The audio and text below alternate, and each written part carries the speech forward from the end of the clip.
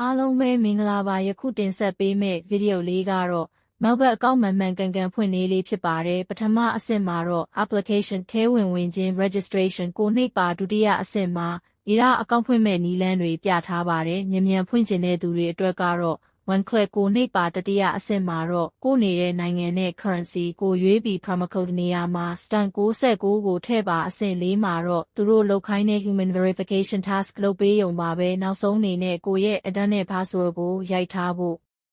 လိုပါတယ်အားလုံးပြီးသွားပြီဆိုရင် settings ထဲမှာရှိတဲ့ profile ကိုဖြည့်ပေးရမှာပါတဲ့အချက